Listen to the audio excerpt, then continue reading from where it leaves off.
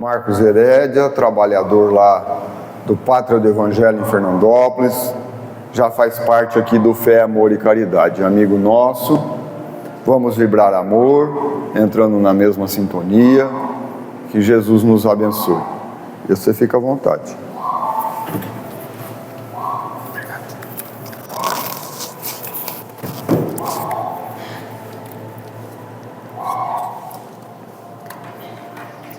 Boa noite a todos. Que a paz e o amor do nosso Mestre Jesus esteja sempre em nossos corações.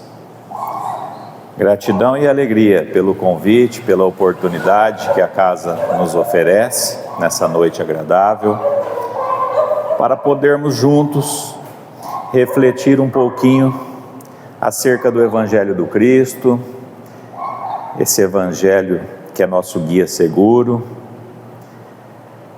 que com certeza nós conhecemos as lições na teoria, mas que é sempre bom esse reforço, essa visão talvez trazida por um colega ou por uma outra pessoa, que possa nos reforçar o entendimento desse convite, da boa nova do nosso Mestre Jesus.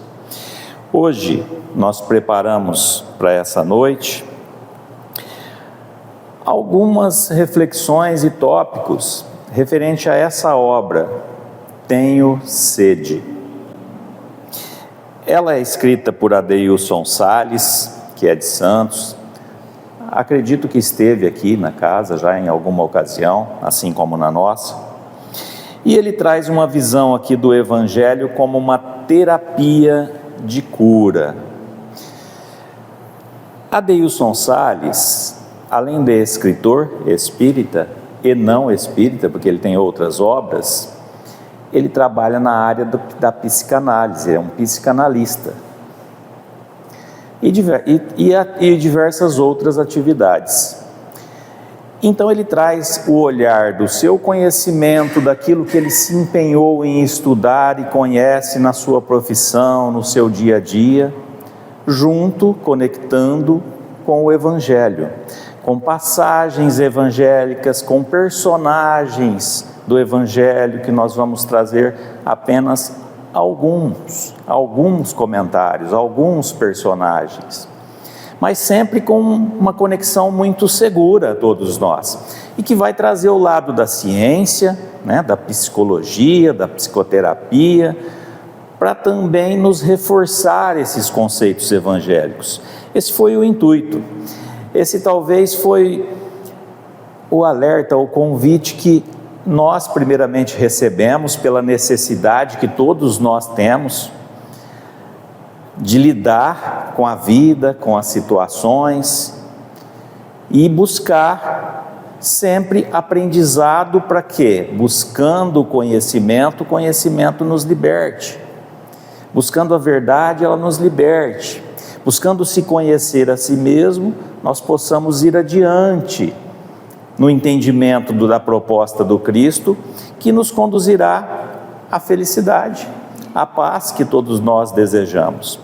Então esse título, Tenho Sede, tem duas passagens em que o Cristo se fez utilizar dessa fala. Uma é no poço de Jacó, diante da mulher samaritana, que ele: mulher, me dê de beber, tenho sede, me dê de beber.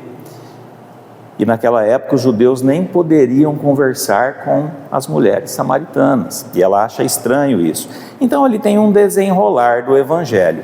Ele traz esse tema baseado nesta passagem, como convite da obra, e a outra que é no Calvário, já na cruz, nos seus últimos momentos, o Cristo mais uma vez, olhando, pede: tenho sede. E aí eles umedecem uma esponja em vinagre e colocam na boca de Jesus. Então essa frase curtinha já inicia aí a nossa reflexão e o convite a cada um. Como está a nossa sede? Que tipo de sede hoje nós temos?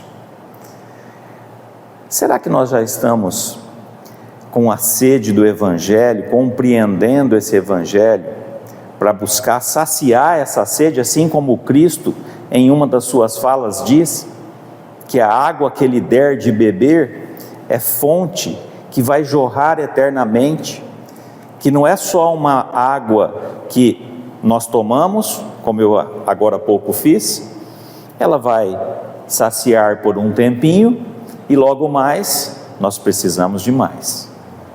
Então a água do Evangelho, a água que o Cristo nos convida a compreender, a seguir, ela vai saciar para sempre. E diz mais, que nós se tornaremos uma fonte jorrando dessa água, ou seja, auxiliando outras pessoas a tomar para beber, para aceitar esse convite do Cristo, encontrando a paz. Então nós, separando aqui em algum dos tópicos, logo no início ali, ele faz um testemunho da sua experiência no trabalho da psicanálise com os seus pacientes.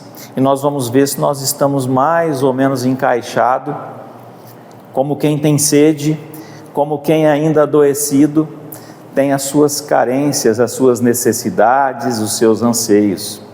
Então ele traz aqui a conexão do Evangelho com algo que eu acredito que vocês aqui não têm essa dificuldade, que é lidar com a ansiedade. Ninguém é ansioso aqui, né?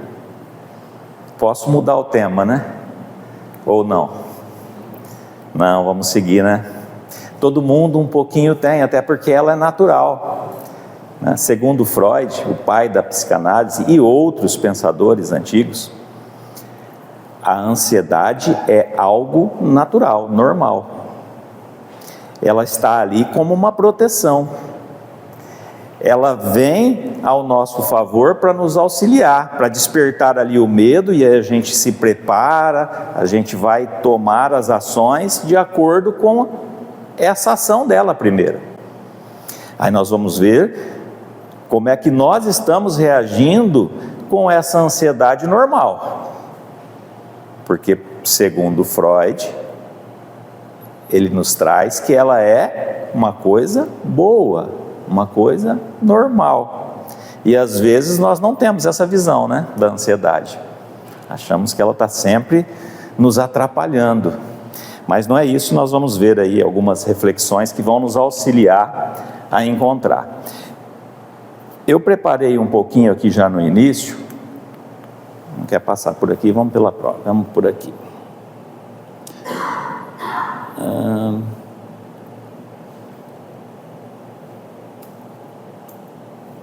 Alguém da técnica para me auxiliar aqui, Antônio? Deixa eu ver se aqui que não está funcionando. Não, aqui está funcionando.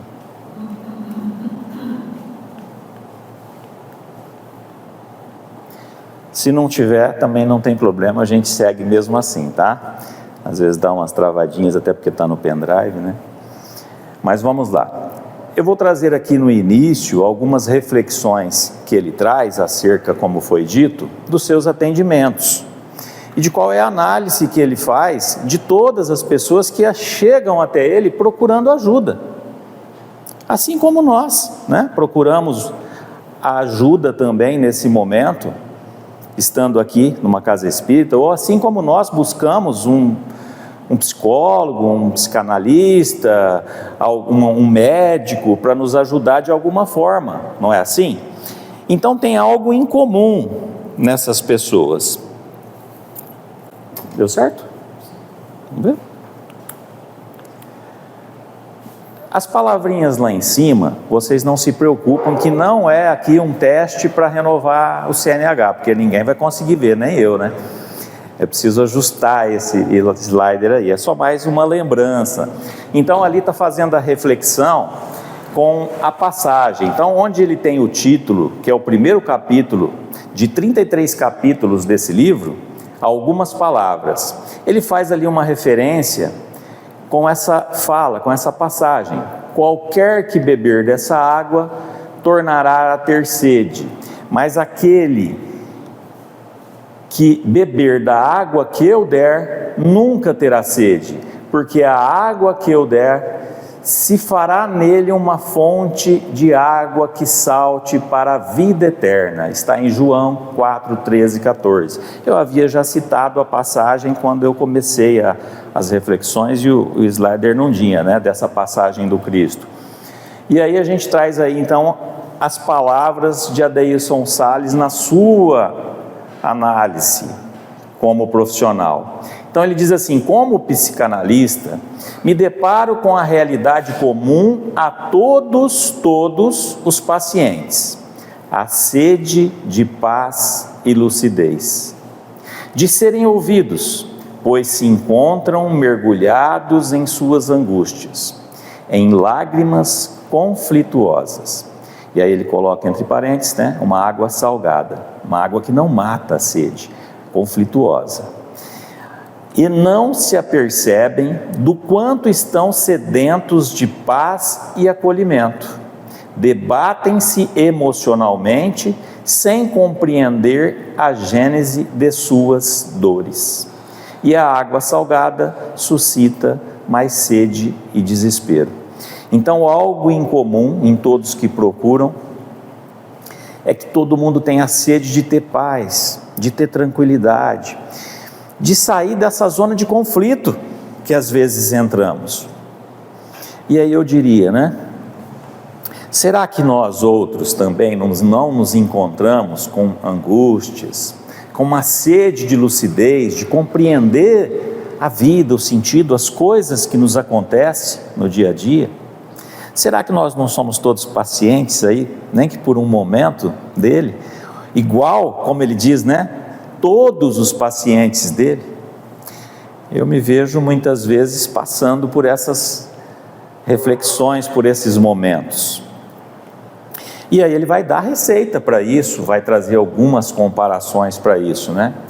Então ele diz assim: cada criatura humana bebe aos poucos a água terapêutica. Vamos ver que água que é essa, né? Que garantirá saciedade, até que a pessoa perceba que deve se tornar gradativamente a própria fonte, a gerar paz interior para garantir-lhe a saúde psíquica anelada. Então ele inicia aqui que nós temos que tomar a água terapêutica, e a água terapêutica que ele cita aqui é o Evangelho. É isso que nós precisamos trabalhar, aprofundar, entender, compreender e principalmente procurar colocar no nosso dia a dia, porque ali está as receitas. Mas se a gente pegar só a receita e não tomar esse medicamento, como nós vamos melhorar, né? Então ele diz isso e diz mais, que é gradativo, né? Que vai ser gradativo para se transformar numa fonte, para que nós mesmos possamos resolver os nossos problemas, ser a nossa cura. O Cristo, quando curava, ele questionava: o que queres que eu faça? Bota a sua vontade nisso. O que você quer? Ele sabia qual era a necessidade daquela criatura, mas ele questionava. Depois da cura, ele dizia: vá e não peques mais, está curado, não cometa os mesmos erros, se alicerce pelo Evangelho para fazer um bom caminhar. E sempre cravava: tua fé te curou. Ele não levava o mérito da cura, ele mostrava que aquilo que nós temos dentro de nós é essencial para que as curas aconteçam, para que os milagres aconteçam. E aqui Adeilson traz esse paralelo, né? Dizendo que nós vamos gradativamente percebendo isso. Ele segue: não existe milagres, mas trabalho e absorção gradativa dos doces ensinamentos do Mestre. Conforme nós vamos absorvendo, nós vamos nos mantendo mais equilibrados. Nós somos feitos para estar no estado natural do equilíbrio, estar bem, estar em paz, estar em harmonia. Nós não fomos criados para estar desarmonizados com a criação, com Jesus, com nós mesmos. Só que nós precisamos trabalhar isso para voltar a ter esse equilíbrio, porque algumas escolhas no caminho nos tiraram essa paz, nos levaram para ensinamentos que nos dificultam a compreensão e a retomada desse caminho. Então ele coloca como a cura de todos os males, né? Nenhuma terapia fará pelo homem a parte que lhe cabe. Gente, essa frase é forte, a gente analisando ela, vindo de um profissional que está ali para auxiliar aqueles que buscam, mas ela é verdadeira, né? Nós temos que colocar a nossa vontade em tudo, assim nos convidava o Cristo. Lógico que o profissional, o psicanalista, o psicólogo, o médico, o psiquiatra, o remédio que a medicina traz, os medicamentos, vão nos ajudar. A casa espírita vai acolher, vai tratar, vai dar oportunidade, vai orientar, mas se nós não colocarmos a nossa ação, a nossa vontade, o resultado não vem. Então, fontes existem à nossa volta sempre, oferecidas pela bondade divina, mas nós temos que pôr nossa vontade. E é aí que tem hora que a gente quer delegar isso, né? A gente quer comprar pronto. Comprar um remedinho já resolveu tudo. Agora, ó, não preciso nem estudar mais, não preciso vir participar dos trabalhos, não preciso vir nas palestras, já está tudo resolvido. É muito mais fácil, né? A gente quer a facilidade, mas não é assim. É trabalho árduo, lento, gradativo. Embora exista a alegria de se viver nesse mundo, a sede da humanidade não pode ser saciada pela transitoriedade que a inquieta, pela posse e pelos extravasamentos do gozo. Então, na prece inicial, até nosso irmão Tony colocou, né, da felicidade plena que um dia nós vamos alcançar. Mas aqui na Terra já é possível ser feliz com a felicidade relativa. E o único que pode encontrar essa felicidade para cada um de nós somos nós mesmos. Ninguém pode fazer o outro feliz. É nós que temos que encontrar as respostas, o entendimento para encontrar essa felicidade possível. Então não estamos aqui no mundo de provas e expiações só para sofrer, só para ter dores. Não, nós estamos aqui para aproveitar com consciência e ser feliz, ser alegre, agradecer a vida a cada oportunidade que temos, a cada dia que temos. Então é possível. Nós não podemos nos confundir que essa felicidade está nas coisas transitórias, que é aí que a gente se decepciona, porque nós colocamos a felicidade fora, no casamento, na conquista de um bem material, e não que isso não proporcione felicidade, mas não é só isso, isso é transitório, né? Na conquista de um filho, na formatura de um filho, nós criamos vários focos da nossa felicidade como objetivos, depois nós encontramos, alcançamos e aí a gente fala, puxa, mas felicidade foi só esses segundinhos, amanhã a vida continua do mesmo jeito. E é assim com as nossas conquistas, né? Com a formatura de um filho, com a nossa formatura lá quando estudamos, quem assim o fez, nossa, não via a hora de se formar, não via a hora de tirar a carteira de motorista. E depois, como é o dia seguinte? Tudo normal, igual. Então não é nas coisas transitórias, não que elas não sejam importantes as conquistas, mas nós temos que ter essa consciência, devagarzinho desenvolvendo, né? E aí ele traz ali já num segundo tópico, o título da reflexão proposta do Evangelho com a ansiedade. E ele traz lá, né? Temos-vos dito isto, para que em mim tenha paz. No mundo tereis aflição, mas tende bom ânimo, eu venci o mundo. João 16:30.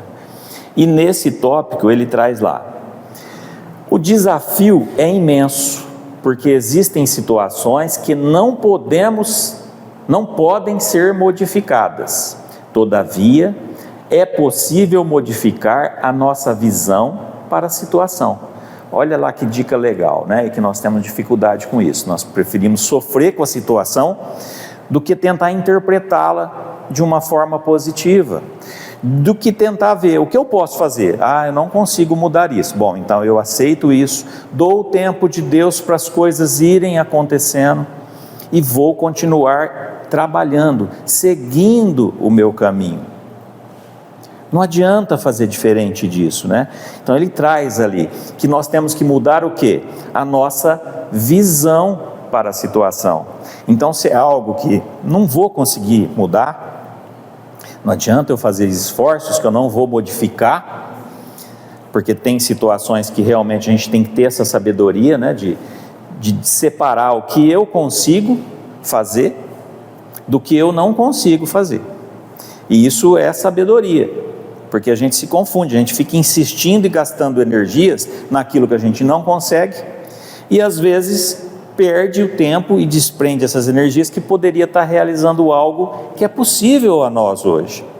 Então a orientação da doutrina, ela é mais ou menos assim: comece pelas pequenas coisas, para que um dia a gente possa realizar grandes.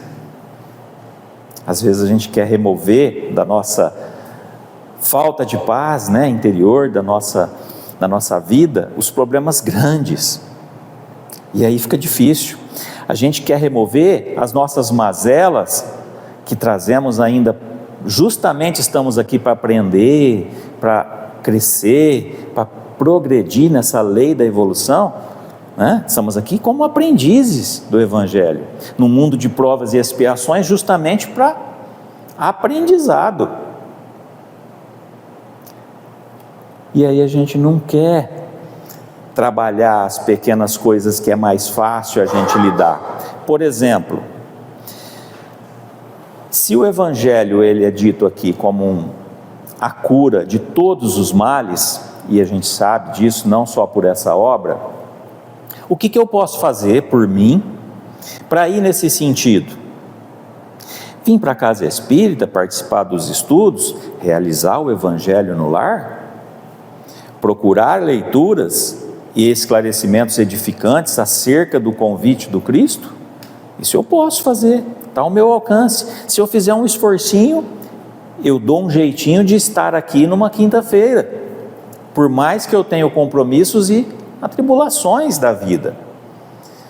Mas se eu não pôr esforço nisso, às vezes eu deixo passar e perco a oportunidade de algo que é possível. Agora, lutar contra uma má tendência mais forte que a gente traz enraizada, e que não devemos, mas que é mais difícil. Vamos lá numa, né? O egoísmo. Será que hoje nós já conseguimos nos olhar todos de um olhar fraterno, como irmãos? Ou, eu quero o bem, mas primeiro para quem está mais perto de mim, para quem é da minha família, para os meus filhos. O do vizinho eu não estou preocupado. Se tiver tudo certo aqui, está beleza. O outro eu ainda não estou com essa mesma vontade que isso vibre. Eu não estou fazendo prece, pensando no conjunto, no geral. Será? Então o egoísmo e o orgulho, as duas maiores chagas da humanidade, nós sabemos isso pela orientação dos Espíritos, desde lá da questão 785 do Livro dos Espíritos, qual a maior entrave para o nosso progresso? O orgulho e o egoísmo. Nós vamos tratando das coisas pequenas, investindo naquilo que é possível. A hora que a gente vê, essa situação também está resolvida, ela também vai amenizando, vai abrindo o nosso coração. Nós vamos aprendendo a expandir o nosso amor para além do círculo familiar mais próximo, que até ali tem vezes que a gente não consegue exercer do amor que o Cristo convida, com compreensão, com abnegação, com benevolência, com perdão, com aceitação das diferenças. Então, tudo é um exercício, né? A ansiedade é um gatilho emocional para a deflagração de vários distúrbios que provocam o medo, a insegurança, a preocupação, a irritabilidade, a perca de qualidade do sono, a apreensão e o nervosismo. Então, da ansiedade,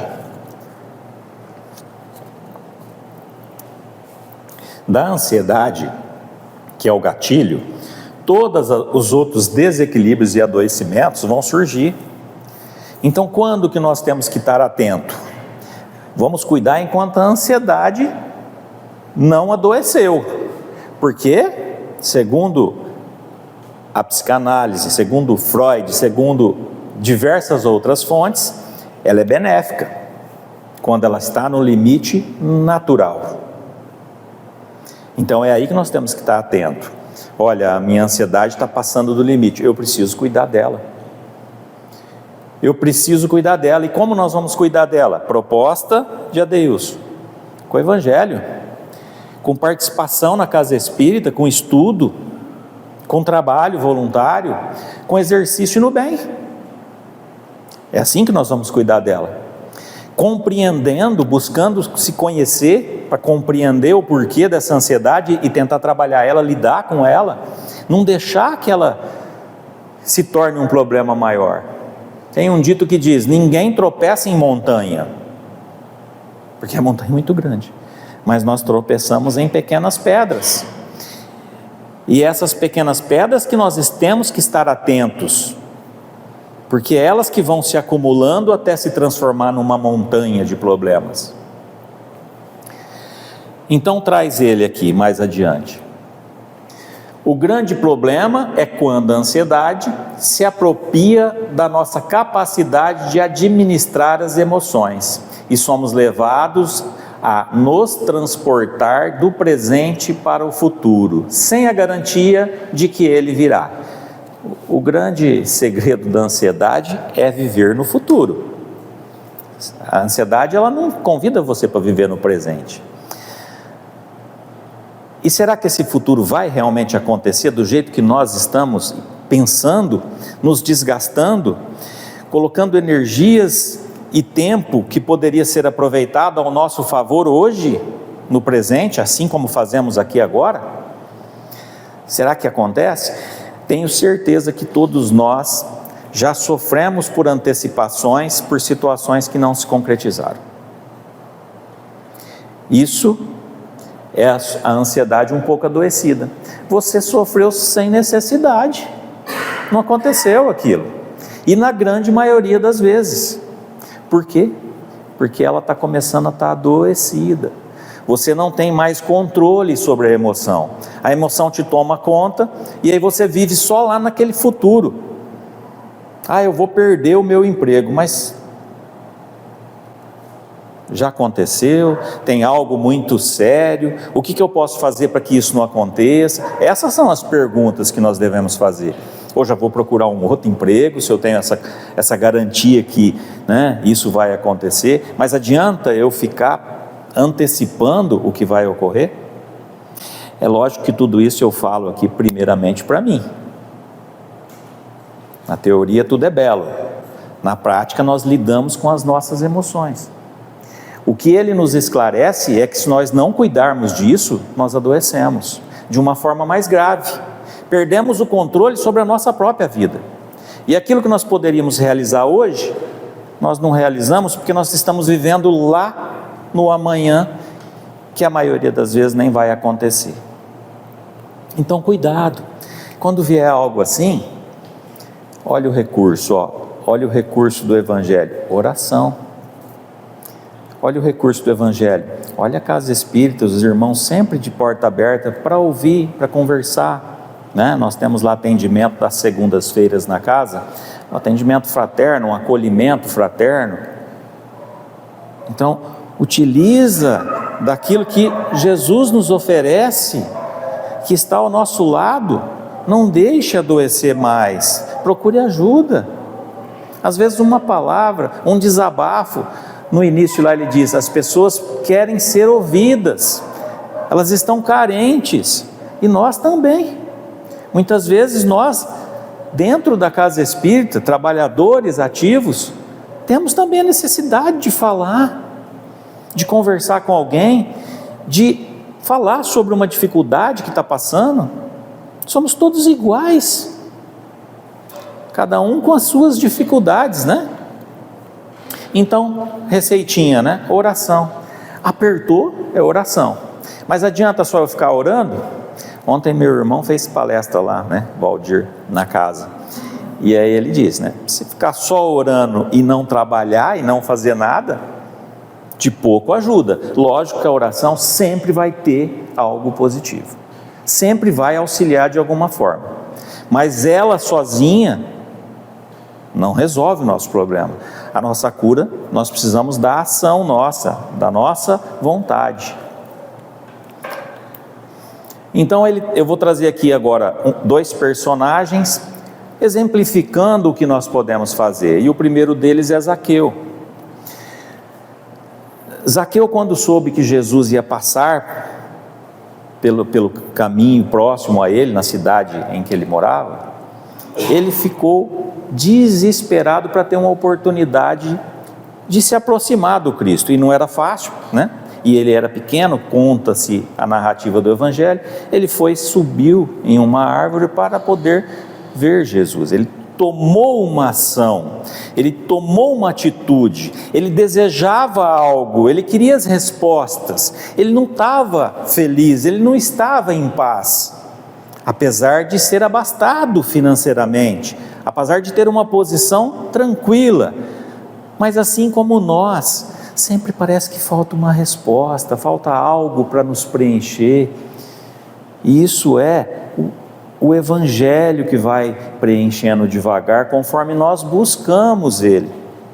Então Zaqueu buscou, e a história nós já sabemos, né? O Cristo foi e disse: desce, prepara sua casa e o jantar, que eu vou jantar com você hoje. Mas o mais importante, além da ação dele de querer, é aceitar o convite, o Evangelho do Cristo. Porque conta-se ali que após esse encontro, ele se transformou. Era um cobrador de impostos, administrava, né, as partes públicas, deve ter cometido vários equívocos e erros, assim como nós, cada um no seu lugar. Mas a partir daquele momento ele se viu com o Cristo e disse: eu vou reparar todos os males que eu possa ter causado a alguém. Se eu tirei de alguém, vou retribuir e o dobro. E assim ele fez dali em diante, ou seja, ele aceitou o convite do Evangelho da Boa Nova do Cristo. Ele teve a ação de ir em busca, e depois disso ele deu continuidade nesse convite. O Cristo quer saciar a nossa sede a todo instante. Ele está à nossa disposição com o seu Evangelho de luz, mas é nós que teremos que ir lá e tirar água desse poço para beber, né? Com as nossas ações, pensamentos e atitudes. Então coloca ali, né, toda alopatia, ou seja, né, todo medicamento, todo tratamento médico, cuida do efeito. A causa está na alma. Por isso Jesus é o remédio para a sua ansiedade e para todas as outras coisas, né? Não é uma proposta miraculosa, é tomada de consciência quanto ao que verdadeiramente importa na vida. Zaqueu não era espírita, não sabia que a vida continua. Nós já estamos numa vantagem aí, né? Se estamos aqui, acreditamos nos pilares do Espiritismo, que nós somos espíritos imortais e não apenas esse corpo que aqui hoje nos acolhe, que a vida vai seguir, que nós vamos continuar sendo os mesmos, não vai ter transformação milagrosa depois do desencarne. E mais uma coisa, todos nós vamos passar por isso. Ninguém vai ficar para semente, né, como brincam. Então, gente, Zaqueu não sabia disso, mas quando ele se propôs, o que ele fez? Ele tomou consciência que o Evangelho é importante, que a vida espiritual, que nós investirmos nesse patrimônio espiritual é importante. E a partir dali ele fez esse investimento. Eu falo por mim aqui, e cada um pense por si. Eu, como espírita, em muitos momentos, eu preciso recorrer à consciência para me lembrar que eu sou espírito e não Marcos Carne aqui. Porque as minhas atitudes, os meus pensamentos, os meus esforços estão só voltados à matéria. Aí eu me lembro que é passageiro, que é transitório. Será que precisa me desgastar tanto com aquilo? Será que não é melhor eu buscar me equilibrar de outra forma e buscar um investimento no tesouro que as traças não roem, que a ferrugem não come?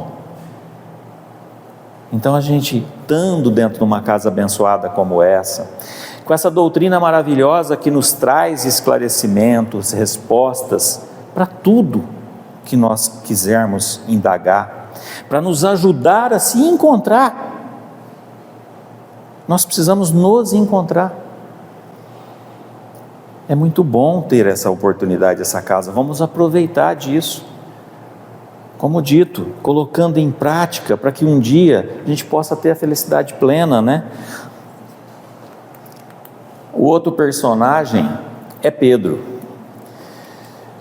Renunciar aos nossos compromissos pessoais para uma aproximação dos postulados do Evangelho é desafiador.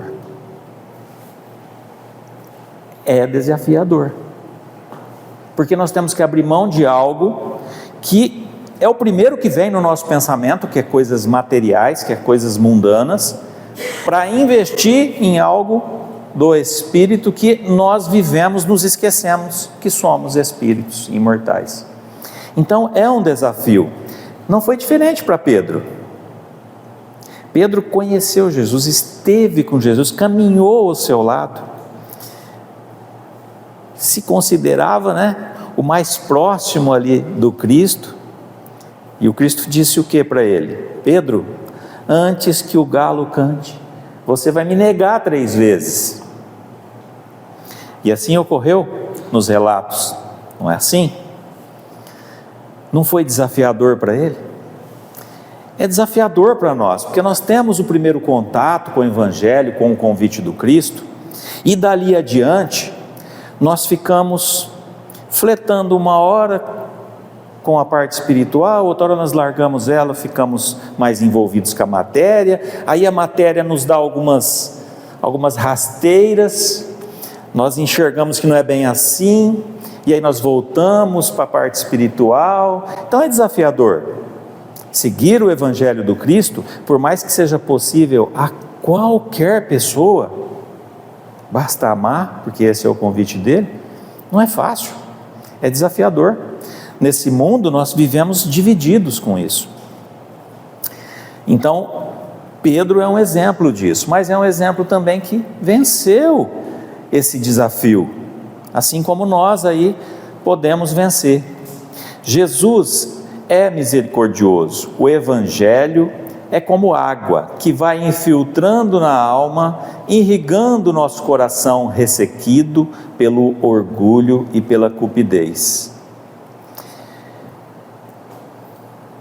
O Evangelho infiltrando na alma, né? Aos poucos irrigando. Então nós não vamos nos transformar da noite para o dia.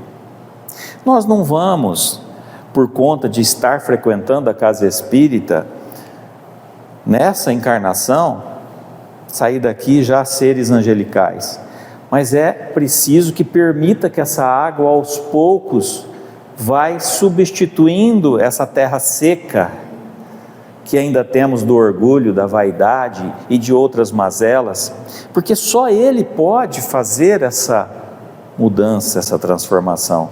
Só o Evangelho, só a prática desse Evangelho, que é desafiador, que é difícil, mas que nós não podemos tirar de foco. Então onde está a nossa cura? Onde está o milagre que eu desejo em minha vida? Onde está a minha paz, a minha felicidade? O Evangelho. de nosso Senhor Jesus Cristo.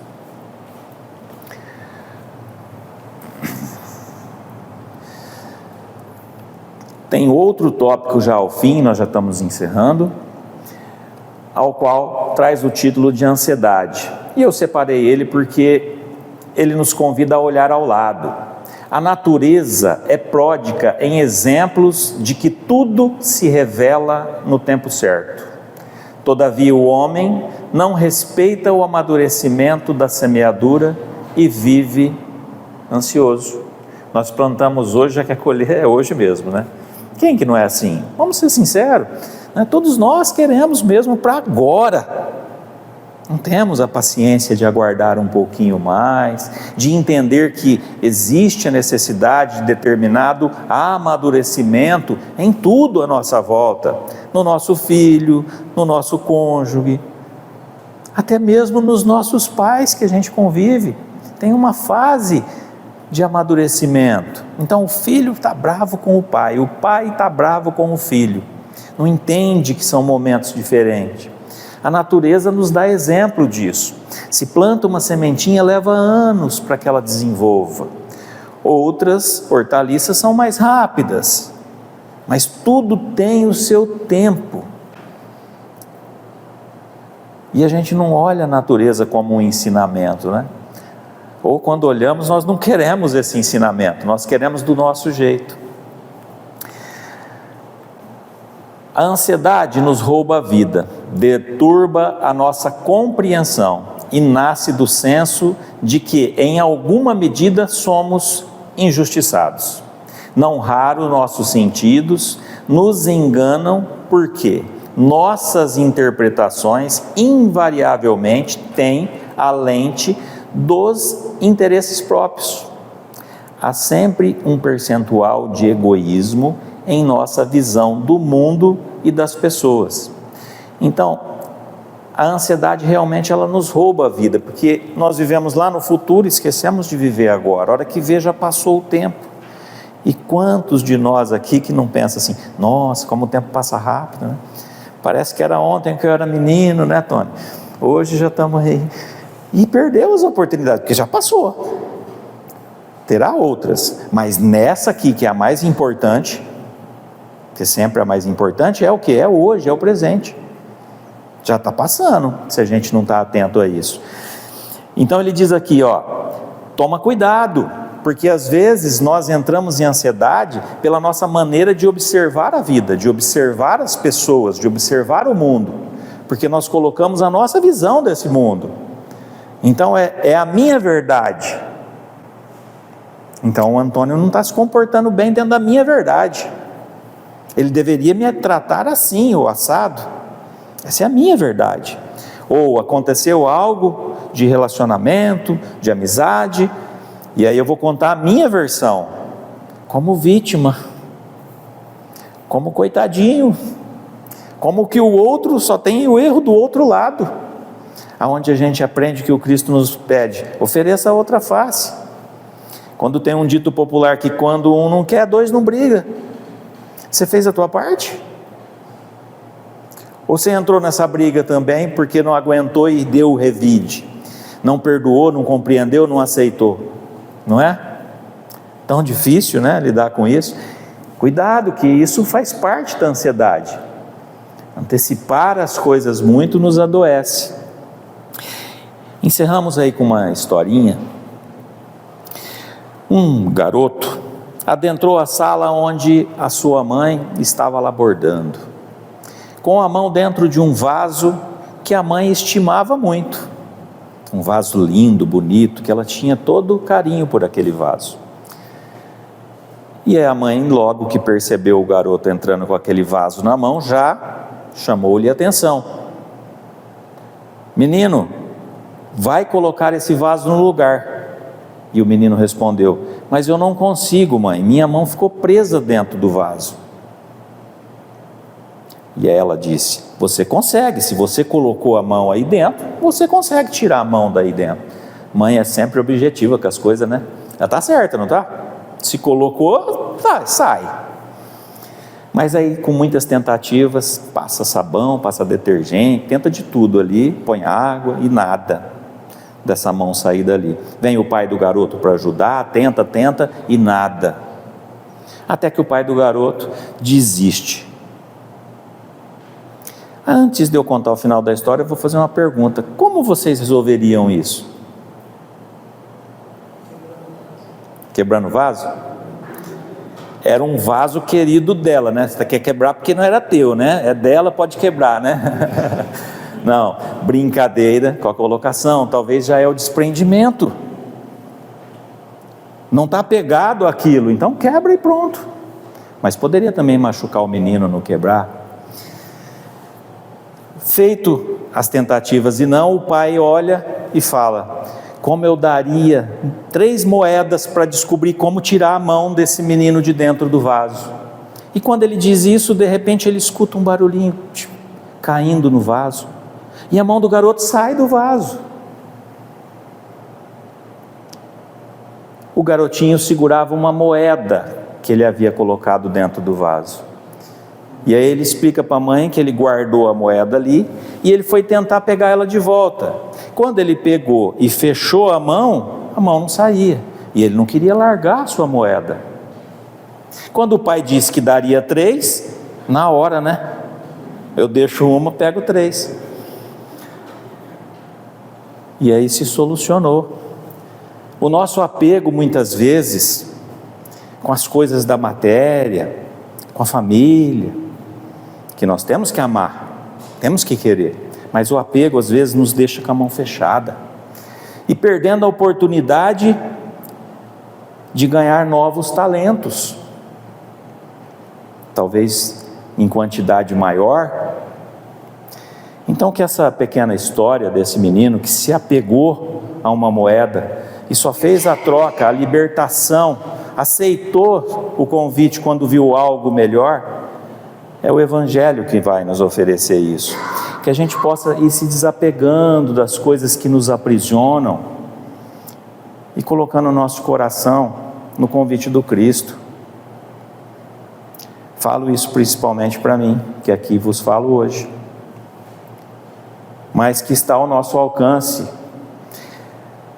Dr. Geraldo, pessoa querida, conhecido de alguns aqui, essa passagem eu tive com ele há muitos anos atrás, quando busquei a casa espírita, sempre porque a gente precisa, né, de ajudar os outros, né, não é isso? Ou é porque a gente precisa de ser ajudado? A consciência vai vindo depois, primeiro vem o socorro que a gente precisa, e em conversas com ele, talvez não seja nem dele, alguém possa ter lido ou ouvido de alguém. Mas ele dizia assim que muitas vezes nós morremos de sede com a água ao lado. E aí eu lembrei nessa palestra dele, do Tenho Sede. Porque ele diz assim, a pessoa está em desespero, não sabe o que faz. E o Evangelho está na cabeceira da cama, está ao lado. Nunca mais eu esqueci essa analogia que ele fez com a água e com o Evangelho, traduzida aqui, depois de muitos anos, por Adeilson, e que me faz lembrar que a gente possa beber dessa água, aproveitar desse remédio, desse guia seguro que é o Evangelho, que todos nós, tenho certeza, temos, e quem não tem, já compra um, porque o remédio está ali, leva esse remedinho para casa. Uma boa noite, que Deus nos abençoe, nos proteja e nos ilumine sempre.